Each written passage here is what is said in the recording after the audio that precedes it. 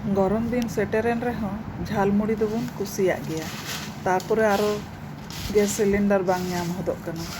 जतो हर गेबन चेष्टायेदा कम से कम गैस व्यवहार कते इसिन बासंग रेना। बेसी बांग ᱧᱤᱨ बाड़ा कते ओड़ा रे जहाँ गे मेनाग ताबोना ओना कुतेगे झालमुड़ी बेनाव होइना। झालमुड़ी दो ट्रेन रे बास रे मेला रे तिनाग लल्हाव अइकागा। झालमुड़ी वाला आकुआग डिब्बा रे जखन को मिक्सिंगा तिनाग मौज सो राकाबा।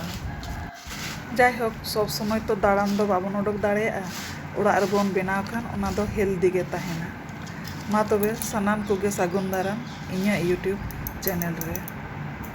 मिटांग खाñुक थारी रे खजड़ी बन हताव किदा आर मिटांग थारी रे दो अरुप सापा कते कुची कुची गेद हुई काना पियाज शसा गाजर बिलाती आर बेरेल मारिच सेद्धो आलू हबन गेद टुकराव कदा।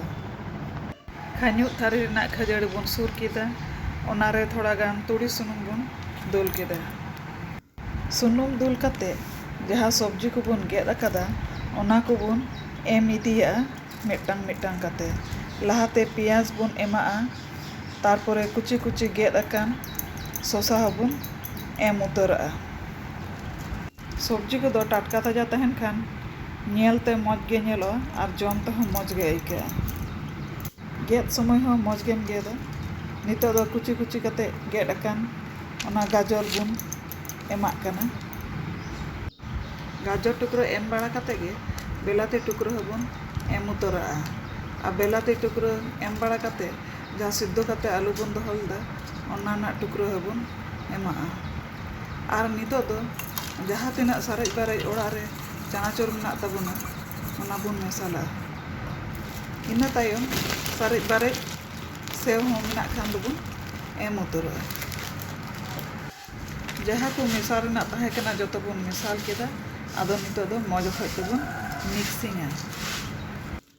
सुनुम को जेनो खजड़ी साला मौज खज ते मेसाग मा। चानाचुर सब्जी जतो गे खजड़ी साला समान भावे मेसाग मा। दोने पाता कुची मेसा लेखान अडी मौज सो राकाब कोआ। ᱤᱧ ᱴᱷᱮᱡ ᱵᱟᱹᱱᱩᱜ ᱛᱮ ᱵᱟᱹᱧ ᱢᱮᱥᱟᱞ ᱠᱟᱣᱫᱟ ᱟᱨ ᱡᱟᱦᱟᱸᱭ ᱠᱚ ᱵᱩᱞᱩᱝ ᱮᱢ ᱯᱮ ᱠᱩᱥᱤᱭᱟᱜᱼᱟ ᱛᱷᱚᱲᱟ ᱜᱟᱱ ᱱᱚᱰᱮ ᱵᱩᱞᱩᱝ ᱯᱮ ᱮᱢ ᱫᱟᱲᱮᱭᱟᱜᱼᱟ।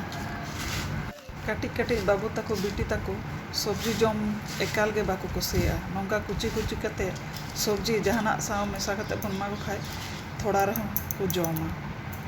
मेसा कते नितो दो बाटी रे बन लू हटिंग हताव किदा। चितान खन गार्निशिंग लगे सारेज अकान पियाज कुची बन एम केदा। इना तायम बन एम केदा शसा कुची। इना तायम बन एम कान सारेज अकान गाजर कुची एम कते गे सिद्धो आलू टुकरो हबन एमाक काना। सिद्धो आलू टुकरो एम कते थोड़ा गान सारेज अकान बेलाती टुकरो हबन एम उतारक कान और थोड़ा गान चानाचुर बन एम उतारदा।